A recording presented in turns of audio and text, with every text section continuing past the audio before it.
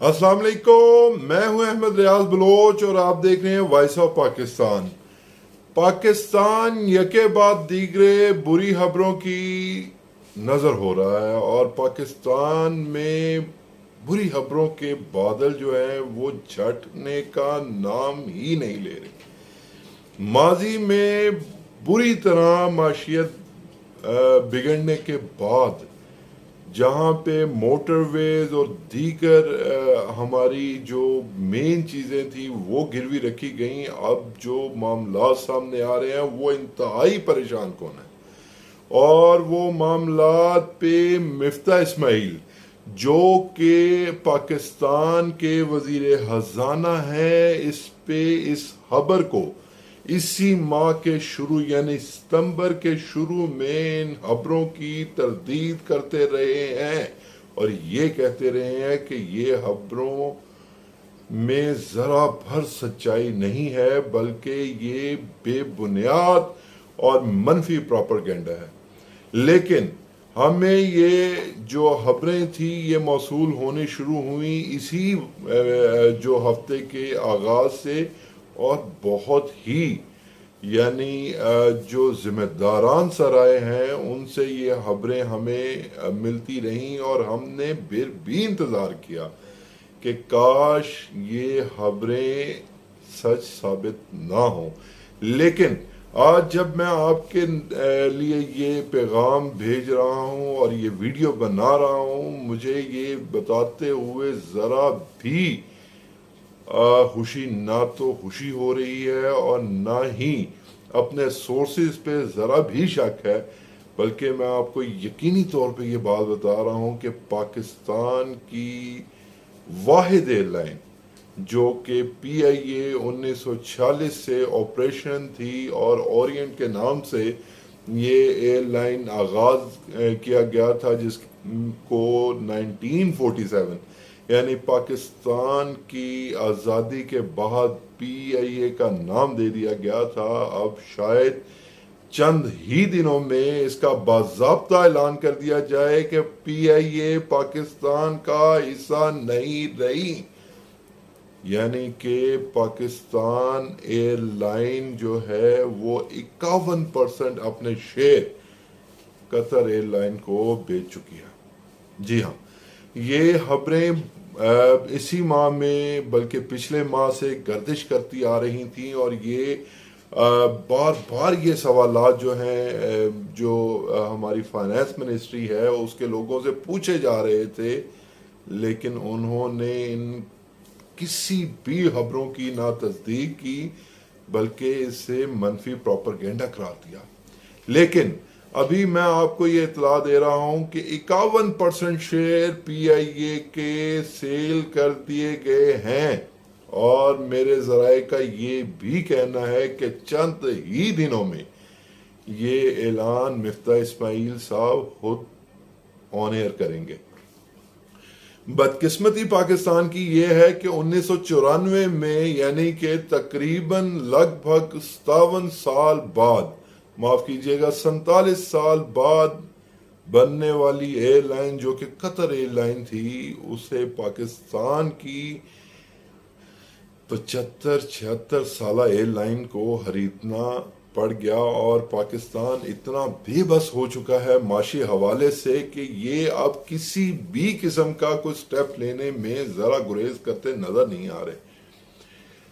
पाकिस्तानी अवाम जहां पे सैलाब की सूरत हाल का सामना कर रहे हैं, माशी बदहाली का शिकार कर रहे हैं, अशिया उर्दो नोश की कीमतों में शदीद इजाफे का सामना कर रहे हैं, 40-45% महंगाई का सामना कर रहे हैं, उनके लिए कोई भी एक अच्छी खबर आने का नाम ही नहीं ले रही, बल्कि उल्टा रोज बरोज या तो पाकिस्तान की तरफ से या माफ कीजिएगा या तो पाकिस्तान के अंदरूनी सियासत की वजह से बुरी खबरें आ रही हैं, बल्कि इंटरनेशनल लेवल पर भी बहुत मनफी असरात की खबरें आ रही हैं जो कि किसी भी तरीके से पाकिस्तान के लिए कतअन अच्छी खबरें नहीं हैं। میں آپ کو تھوڑا سا یہ بتاتا چلوں کہ پاکستان ایئر لائن یعنی کہ جو پی آئی اے ہے وہ اس کے فلیٹ کے حوالے سے بتاتا چلوں اور اس کے جو ذریعہ آمدن ہے اس کے بارے میں بتاتا چلوں. کچھ تفصیلات جو ہیں وہ آپ کے ساتھ شیئر کرنا چاہتا ہوں. اور جو پہلی خبر ہے وہ میں آپ کو دے چکا ہوں کہ پاکستان ایئر لائن پی آئی اے فروخت تقریباً کر دی گئی ہے. 51% شیئر فروخت کر دیے گئے ہیں اور یہ باضابطہ اعلان چند ہی دنوں میں یا بہت زیادہ اگر تاخیر ہوئی بھی تو چند ہی ہفتوں میں یہ ساری خبریں مفتاح اسماعیل صاحب خود تصدیق کریں گے. اچھا آپ سنیے گا کہ پاکستان ایئر لائن کا جو مطلب سی ای او ہیں وہ ہیں جی ارشد ملک صاحب. اور یہ ماشاءاللہ سے بڑے قابل آدمی سمجھے جاتے تھے. پاکستان ایئر فورس سے ان کا تعلق تھا. تقریباً 2019 سے پی آئی اے کی سربراہی کر رہے ہیں لیکن یہ بھی معاملات نہیں سنبھال سکے. اور اس حوالے سے میں آپ کو یہ بھی بتاتا چلوں کہ پاکستان اس وقت تقریباً 26 کے قریب جو ہے وہ انٹرنیشنل پروازوں میں شرکت کر رہا ہے اور اس کے علاوہ جو 16 پروازیں ہیں وہ لوکل پروازیں ہیں. اور اس کے علاوہ جو انٹرنل ویلیو ہے اور جو بیس سائز ہے وہ بھی آپ کو بتا دیں گے ہم. اور یہ دیکھ لیجئے کہ ہمارا فلیٹ جو ہے یعنی کہ ہمارے پاس جو کل ملا کے اپنے جہاز ہیں وہ تقریباً 29 ہیں, ایک کم 30 ہیں. یہ اہم ایک چیز ذرا 2022 کے مطابق معاف کیجیے گا 10,500 امپلائیز پی آئی اے کے ہیں. اور وہ کیسے تنخواہیں لے رہے ہیں, کیوں کر لے رہے ہیں, یہ بڑا اہم سوال ہے. خیر اسے چھوڑیں جی, آگے بڑھتے ہیں اور آگے آپ کو یہ بتائیں کہ پاکستان کی ایئر لائن یعنی کہ پی آئی اے کی جو اس وقت نیٹ انکم ہے وہ ماشاءاللہ سے تقریباً -34 بلین یو ایس ڈالرز ہیں. جی ہاں, یعنی کہ 34 بلین ڈالر کے خسارے پہ ہے پاکستان ایئر لائن. اور اس کے ساتھ ساتھ میں آپ کو یہ بھی بتاتا چلوں کہ جو ریونیو جنریٹ ہوتا ہے پی آئی اے کو اینولی 2019 اور 20 کا یہ میں آپ کو بتا رہا ہوں کہ یہ 94.989 بلین یو ایس ڈالر تھا.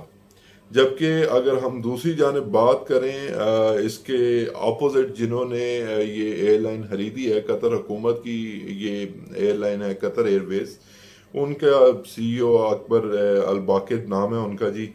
وہ تقریباً 60 سال کی عمر کے ہیں ماشاءاللہ سے. اور انہوں نے اسے مطلب جو ہے آن کرنے کی جو اطلاعات ہیں وہ منظر عام پہ آ رہی ہیں. اور یہ میں آپ کو واضح بتاتا چلوں کہ یہ خبر ہم آپ کو وائس آف پاکستان کے ذریعے نہ کسی ٹی وی چینل پہ دیکھیں گے نہ سوشل میڈیا پہ دیکھیں گے. ہم آپ کو یہ ایکسکلوسیو آپ کو یہ بتا رہے ہیں کہ یہ خبر تصدیق کنندہ ہے جس کی لیٹر آن مفتاح اسماعیل صاحب بھی تصدیق کر دیں گے. تو ذرا قطر ایئر لائن کے حوالے سے دیکھ لیجئے کہ قطر ایئر لائن میں مطلب مجھے ہنسی بھی آتی ہے اور رونا بھی آتا ہے کہ ہم کیا کر رہے ہیں اور ہماری حکومت کی پریورٹیز کیا ہیں, ہم کہاں جا رہے ہیں. من حیث القوم تو ہمیں احتساب کا سامنا کرنا ہی پڑے گا, لیکن کیا ہمارے لیڈرز اس ملک کے ساتھ مخلص ہیں؟ اگر نہیں ہیں تو وہ اس قوم کو تو جواب دہ ہوں گے ہی.